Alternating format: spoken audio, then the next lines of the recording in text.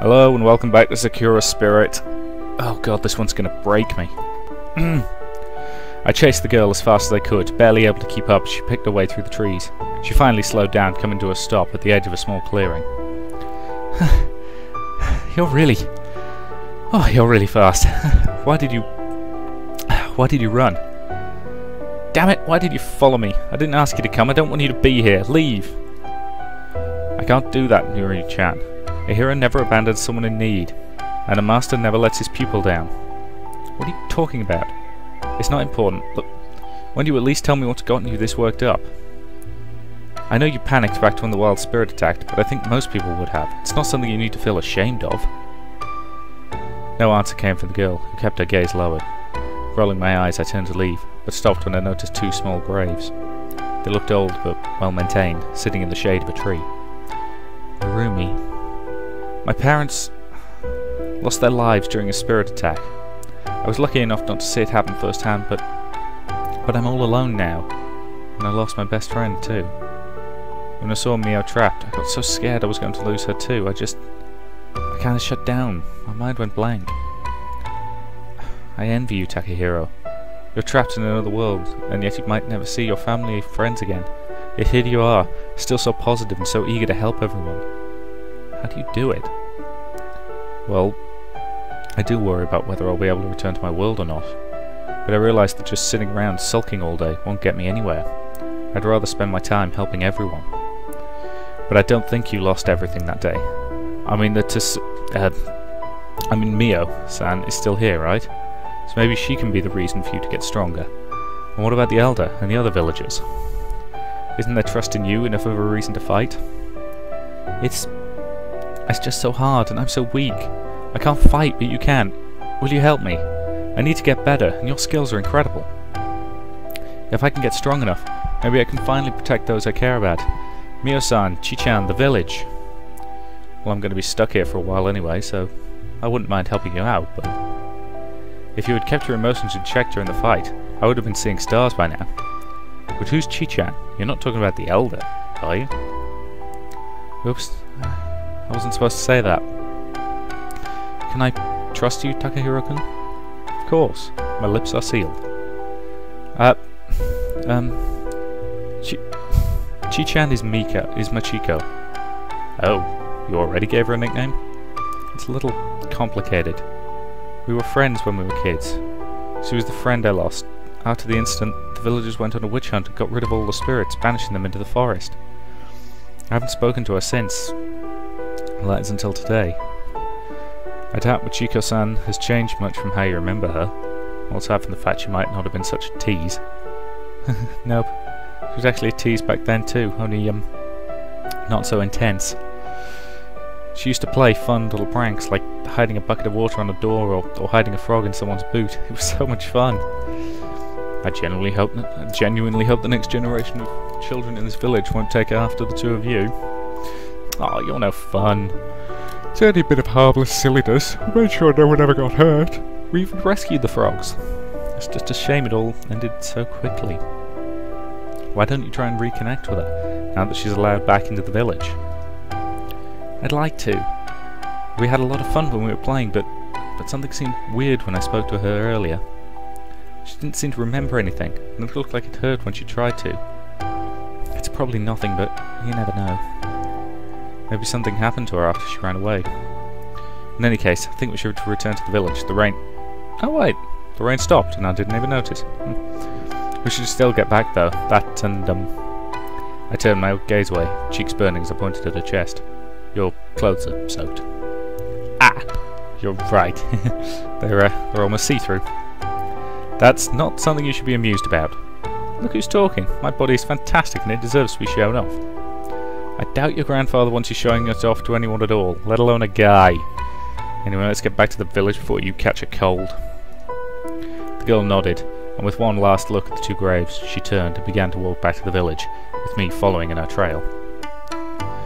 We walked back to the village, exchanging idle chatter. I managed to establish that while the girl was training her body well, she lacked discipline.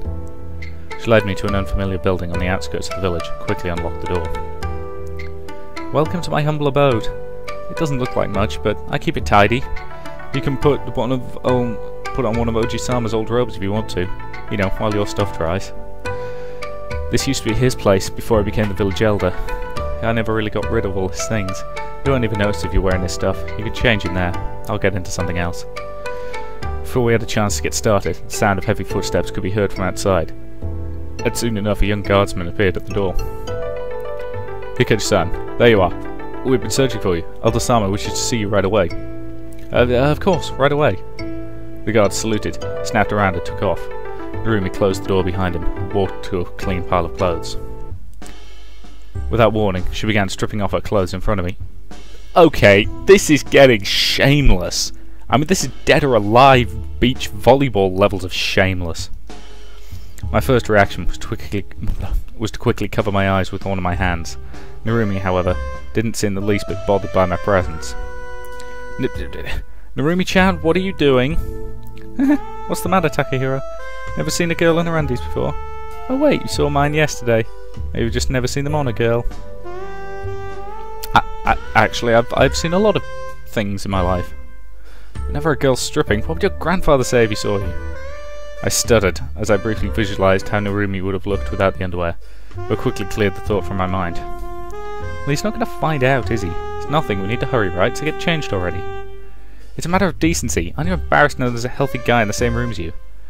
This rate, this and that might happen, and we're going to be late either way. Not really. I don't mind if it's you, Takahiro-kun.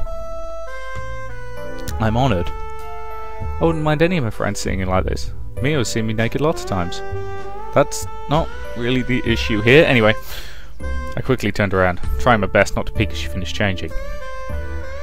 God, listen to the music! Oh god. This game is gonna kill me, I'm not kidding. Tell me when you're done. This kind of stimulation isn't good for my mind. If you'd quit your babbling, we'd be done already. Get your clothes off and the dry ones on. I suddenly felt hands grab my hips from behind. Without any other warning, my trousers were yanked down to my ankles. A firm kick to my rear followed, and I stumbled forward towards the road. Now! You didn't have to kick me. I sighed in frustration. I had been wrong. Whether it was the Tsundere tyrant, Narumi, Machiko, or Miko, these girls had no common sense. You know, it's not fair that only you get a show. Hey, keep your eyes to yourself, this isn't a peeping contest. Good thing too, I'd have no chance of winning. Well, I admit your side certainly has the more interesting view. I mumbled as I snuck another peek in Narumi while putting on the old robes that I had found in the wardrobe. She seemed to have changed most of her clothes now, placing them with some near identical dry ones. I wondered why she would have more than one set of the same clothes when it struck me. You have a strange dress code here. Hmm? What dress code? These are my clothes. Are you saying I dress strangely? No, they just look a lot like your other clothes. Then again, what do I know?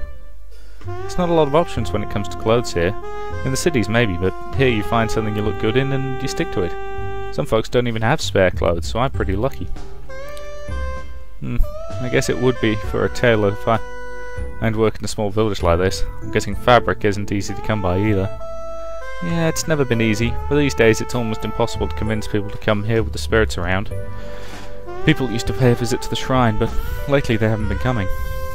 Makes sense. I don't think many would be willing to risk lives peddling goods to come to a small village, knowing what the wild spirits might attack. Yeah. Oh, dang it, I'm gonna need some help here, Takahiro-kun. Are you done yet? Yep, just finished. What do you need help with? My wrap came loose. Can you pull it back and tighten it for me? I've never been able to get it right on my own. As she said that, she pulled the top up, presenting her back to me. You want me to do it? Feeling slightly embarrassed at the thought, I tried my best to keep my thoughts pure as I took hold of the end of the wraps and helped pull them back, tying them into place. I quickly made sure they were neither too tight nor too loose. Come on, be a man, just pull it tight and tie it. A little surprised at her reaction, I decided to do as she said, pulled it even tighter than I previously had, securing it with a sigh. This isn't good for my heart. There, that wasn't so hard. Come on, let's hurry. Ooh, you look good, like a handsome young businessman. Look more like a monk than a businessman. Smiling weakly, I quickly followed after Narumi, who was already in a hurry to leave the house.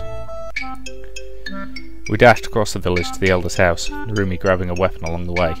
When we got there, we heard shouting and exchanged worried glances before pushing through the door. Halt, villain, and oh my! Prepare your... Did we crossed into a different dimension. Stop it! Never! I'm going to vanquish you! The scene that lay before us was unlike anything I had ever seen. In one corner, Miko was cuddling a large empty bottle, sleeping and giggling to herself. At the back of the room, the village elder was hitting a large casket with a lock on it while grumbling to himself. In the centre of the room, Machiko lay pinned to the floor by Mio, who was tickling her mercilessly. Nuri-chan, help me with this. The chest is locked and all the sake is trapped inside and suffocating. We need to rescue it immediately. Oh jeez, they're drunk.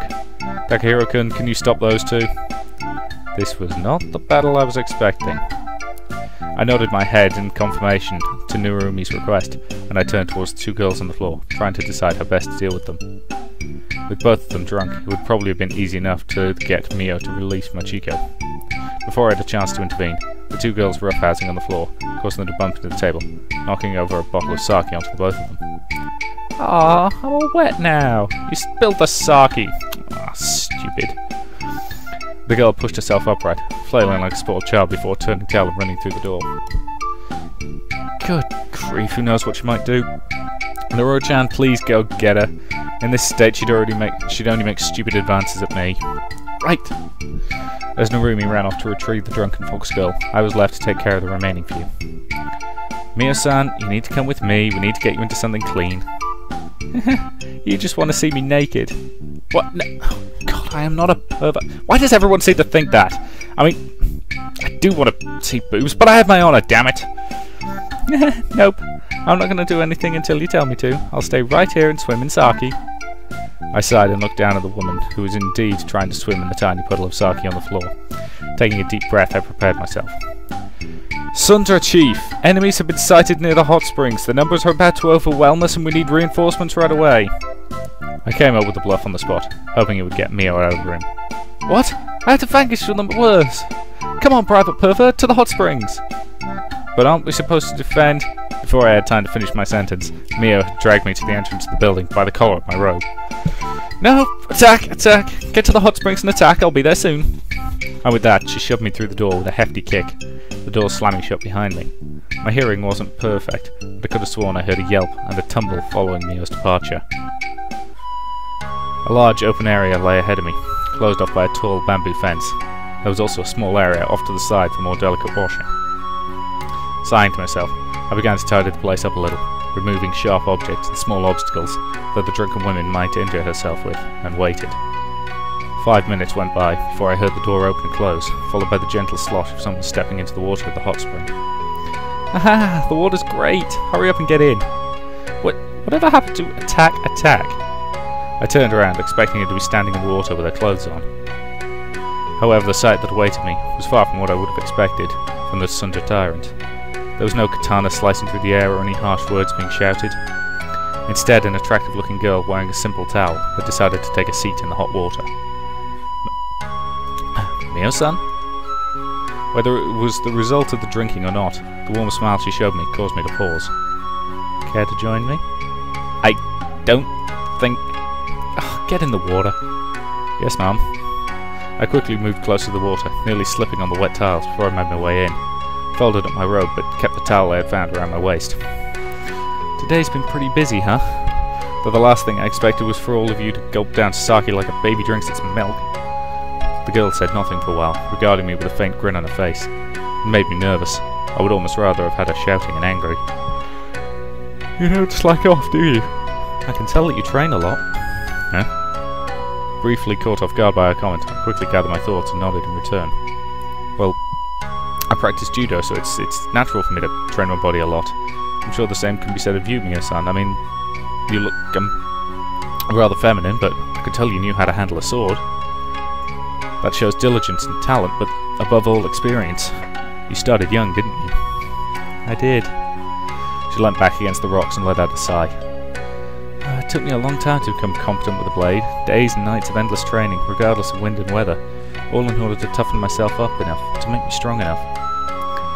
It is horrible, knowing nothing of your entire life. I just turned up here in rags. The guards found me in the woods one day while on patrol, starving and dirty. The previous village elder took pity on me and took me in. Everything went well for a while. Rumi's family took me in, treated like one of their own. Then everything fell apart. seeing the village that had taken me in, fed me, clothed me, given me shelter, suffering at the hands of spirits. I couldn't take it. As she spoke, she let out another sigh. It seemed the alcohol was making her a bit more talkative than usual, which wasn't a bad thing. I just hoped I wouldn't end up paying for it once she had sobered up. After that, I felt I had to do something. I couldn't just sit by while everything fell apart around me. The village was devastated by the fires, and on that day I pleaded with the former chief of the guard to train me to make me stronger. I wanted to protect the village, to protect Narumi, at any costs. He eventually agreed, but told me that I would need to strengthen my resolve first. And that's where he became a, you can say it, a Tsundere tyrant? I don't know what Tsundere means, but the tyrant part isn't far off. I didn't want to drive everyone away, least of all Narumi, but I had to, in order not to feel the pain of loss again. Spirits haven't been our only problem, bandits, beasts, and the weather. The village needed protection from all of it. It became a purpose, and it made me distance myself from everyone else. I guess that explains why I've been acting like that around Machiko and Miko. That's right, although I am beginning to think that perhaps we can coexist, the fox spirits at least. I suppose this has something to do with you, so thank you. You're welcome. It's not like I did much. I mean it, truly. You and the sisters, you may have saved me a life of living in fear, perhaps even prevented my death. I think you better tell them that. You're right, especially considering what comes next. Huh? What do you mean? The girl's words were becoming incoherent, muttering something about spirits in the village. It seemed like fatigue was finally taking its toll. Well, the other spirits probably won't be leaving the village alone anytime soon. We're gonna have to figure out how to stop them. But asking Miko-chan and Machiko-chan to help us is like asking you to turn on Narumi-chan. Turn on. The girl giggled at this for quite some time, so let out a sigh and coughed politely. What I meant was they'll have to fight against their own kind at some point. I mean, why would they want to help you guys out in the first place? I think you and Narumi-chan will be the pieces we need to solve this puzzle. And we'd better figure out what to do soon. I doubt those spirits will hold back next time. You sound like some kind of game. That's not nice. As she said this, the girl slid further down into the water. It's a bit easier to think of it like that. The moment they get ahead of us, it's game over. If you and Narumi-chan fix things between the villagers and the sisters, things might work out. You'll have to get as close to them as possible. But I don't like girls like that. The girl became incredibly flustered by my comment, having misunderstood what I had said. Before I could explain, she slumped over, her cheeks a deep crimson red. As I tried to move closer, it became clear that she had passed out. The heat had probably gotten to her. Just my luck. She had to pass out wearing nothing but a towel. I swear someone up there is just testing my patience with all these temptations. Sighing in annoyance, I carefully wrapped my arms around the girl and pulled her out of the water. Realizing that leaving Mio here would be a bad idea, I thought about what to do when Narumi came barging in. Takahiro-kun, I heard you were in here. I managed to... Whoa, what is going on here? It's not what you think. The great captain couldn't handle the heat. Could you take over here? Sure, that's what happened. I believe you, you stud. Come on, I'll take her. I'll make sure she gets a good night's rest. But if you did stuff to her while she was drunk, she's gonna kick your ass. I shall refrain from provoking her wrath. The last thing I need is a hungover samurai trying to turn me into a shish kebab. I motioned for Narumi to come over. You should get some rest too, Takahiro-kun. Make sure you keep an eye on Chi-chan.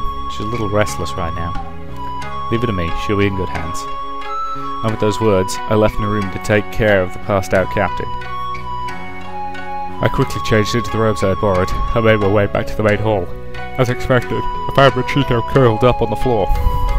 Thankfully, it looked like she had made her way to Miko and was cuddled up next to her. The two girls looked adorable, and the cute mumbling only made it all the more enjoyable to watch. I considered waking them up so we could return to the mansion, but the sound of my name interrupted my train of thoughts. Walking out into the garden beyond the room and onto the wooden deck, I found the village elder sitting on the grass, looking up at the stars. Young man, are the stars here as beautiful as in your world? I walked over to him and lay down flat against the grass, finally allowing myself a rest. I looked up to the night sky and smiled. You know, I never really got a good look at them. I'm always busy with this or with that. I yawned loudly and felt my eyelids getting heavy as I wheeled around a bit in an effort to get comfortable. Perhaps you should. If you get back, that is. The previous elder once told me that all the worlds shared the same sky. It sounded silly to me, but maybe there's something to it. I mean, it does look similar, sparkly and black. Maybe he was right. Sorry about that. The elder remained silent for a while, and when he spoke again I could barely make out what he had said, sleepiness taking over. Before long I drifted off to sleep beneath that starry sky. How long do you think he's been out here? Must have been a while. His clothes are soaked with morning dew. As I drifted back into consciousness, I heard Narumi and Mio talking nearby. Their voices sounded hushed, as though they were far away. I briefly considered jumping up and scaring them, but my body was not going to let me. Maybe you should poke him. Nikaj, there is no need for that. Takahiro-san, wake up, you lazy slob. I groaned as my eyes finally opened, the early rays of the rising sun, and making me raise a hand to conceal my eyes from the bright light. I was usually quite the morning person, but having fallen asleep under the starry sky, I wasn't exactly in familiar surroundings. Is the Valkyrie going to take me off to Valhalla? Eh? He's talking gibberish. Do you intend to lie around all morning, or do you plan on being useful? They're warrior angels who come down from the heavens to pick up the souls of fallen warriors who have fought in heroic battles. Not that I plan on dying anytime soon. You're no warrior, neither is Narumi. Did you become an even bigger idiot overnight? This is exactly why I need to train you both. None of you are warriors yet, but with my help you will become both fine, noble warriors capable of handling anything. I liked her more when she was drunk. It will be an honor to learn from you, Sensei. Yes, ma'am. Maybe Takahiro-kun could teach us both some of his moves. An excellent suggestion, Narumi. I believe he is a competent fighter, and learning more than simply know how to use a weapon, but fight without one too, would be a very convenient skill to have. However, we cannot begin like this. You need to get changed, eat, and wake up. Now get to it! But the grass is kind of soft here, and the view is pretty nice. Yeah, but if we leave, these mountains will disappear. That's a convincing argument, Narumi-chan, but I wonder, which mountain would be the most difficult to climb?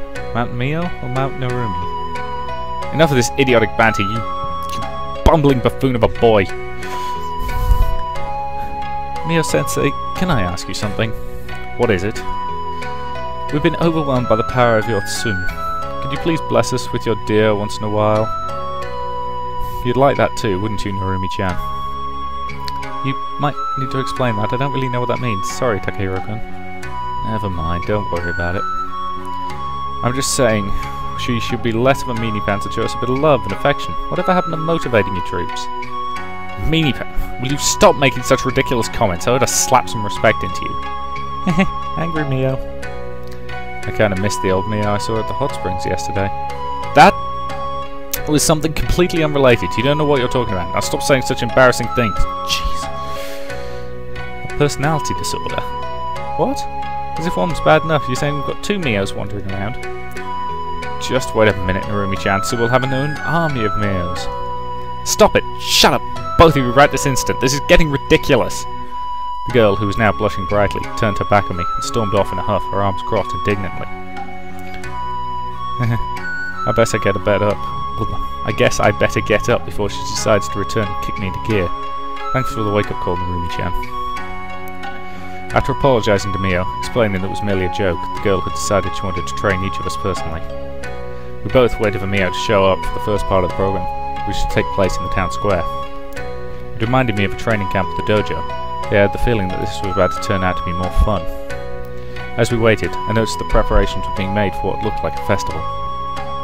I asked Narumi about it, and she told me that it was an annual celebration, happening a few days from now. As we chatted, Mio turned up, sword in hand and a fake smirk on her face. Perfect, it seems like you're ready. If there is something that every warrior needs, it's strength and discipline.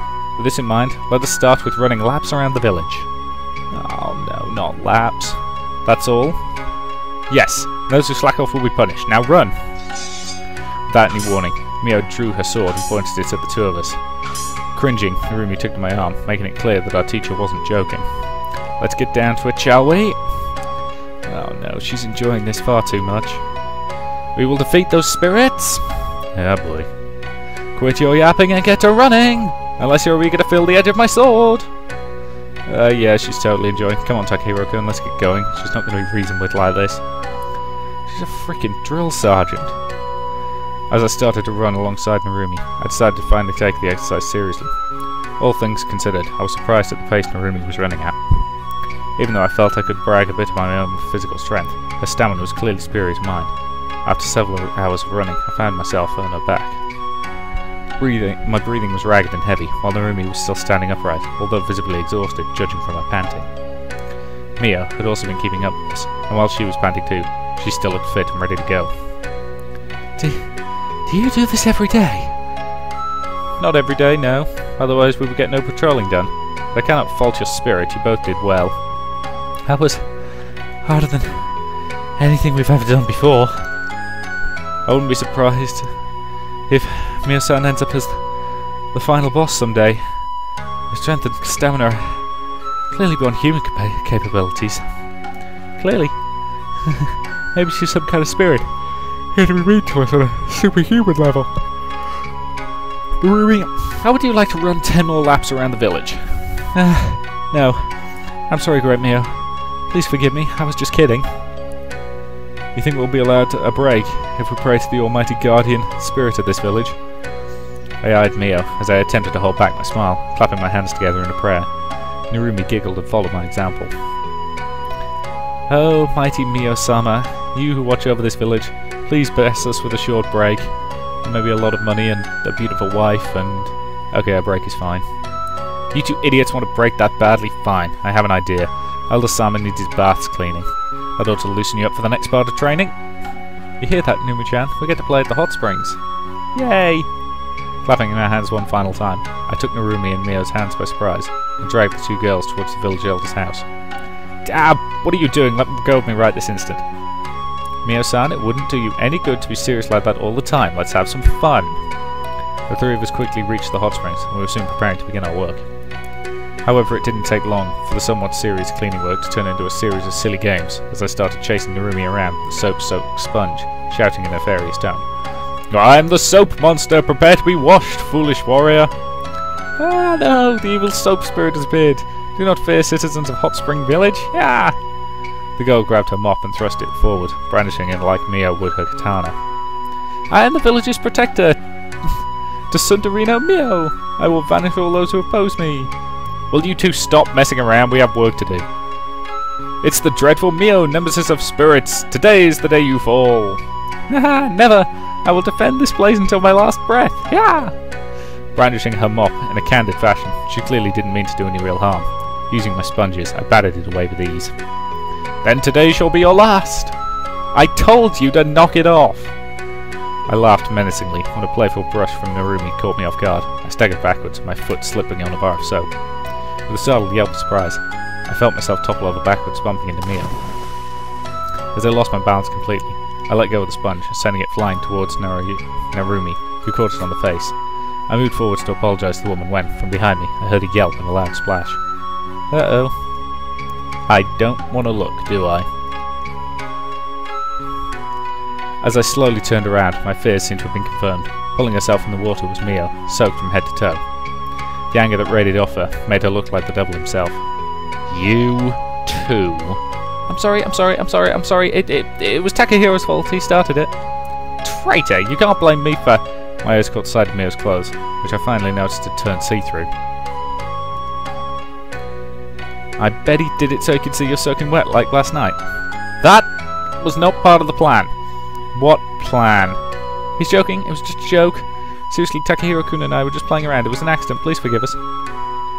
Yeah, you should forgive us. We were just having a bit of fun. We didn't mean to have it turn out like this. He's right. I told you both not to play around. I told you both to keep working. Hey, Coach, I will deal with you later. Leave. Takahiro, you need to be punished now. What? That's not fair. It was an accident. It was an honour to have fought alongside you, Narumi-chan. My will has not yet been written, but I leave all my belongings to anyone who wants it. I'm not leaving. If you're going to punish him, punish me too. Besides, I bet you're only doing this because you want to spend more time with him. What? That's ridiculous. Whatever gave you that idea? I don't even like him. Besides, you're the one who's spending too much time with him. Hold on, what are you talking about? Ha! You admit it. You're jealous just because I get to spend more time with him than you. Busted. That's complete nonsense. I just wanted to spar with him. Oh, shut up, Narumi. Takahiro, prepare yourself. We're going to spar right now, without Narumi and our big bud interrupting us. Hey, now I know you're jealous. My figure is divine. Spar. Right here, right now. But you're soaked. A warrior should not worry about such things. Battle can be fought in the lashing rain or beneath the burning sun, but they must be fought.